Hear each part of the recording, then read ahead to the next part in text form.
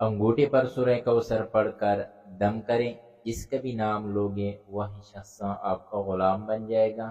آپ نے کچھ کھلانا بھی نہیں ہے، کچھ پلانا بھی نہیں ہے۔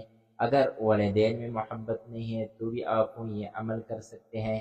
بہن بھائی میں محبت نہیں ہے تو بھی آپ یہ عمل کر سکتے ہیں۔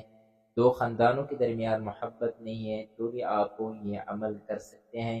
میاں بیوی کے درمیان محبت نہیں ہے، یا آپ کسی کو پسند کرتے ہو، نکاح کرنا چاہتے ہو، تو اس کے لیے بھی آپ یہ عمل کر سکتے ہیں۔ یعنی جائز رشتے کی حد تک آپ نے اس عمل کو استعمال کر لینا ہے، ناجائز رشتے میں آپ نے اس عمل کو بالکل استعمال نہیں کرنا ہے۔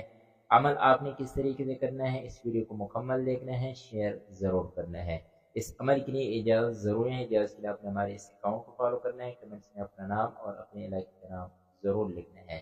یا آپ کسی سے اپنی کوئی بات منوانا چاہتے ہیں، یا کوئی شخص آپ کی بات مانتا نہیں ہے، یا آپ کی بات کو اہمیت نہیں دیتا، یا آپ کی بات کو سنتا نہیں ہے، آپ یہ چاہتے ہیں کہ وہ شخص آپ کی ہر بات مانے، تو اس کے لیے بھی آپ کو یہ عمل کر سکتے ہیں۔ یہ عمل آپ نے 11 دن تک مسلسل کر لینا ہے، دن رات آپ کسی بھی ٹائم یہ عمل کر سکتے ہیں۔ آپ نے کرنی ہے اول و آخر 3 مرتبہ درود پاک یہ پڑھ لینا ہے، پھر انگوٹھی کے اوپر آپ نے 40 مرتبہ یعنی 40 ٹائم آپ نے سورہ کوثر یہ پڑھ لینا ہے، انگوٹھی کے اوپر آپ نے دم کرنی ہے۔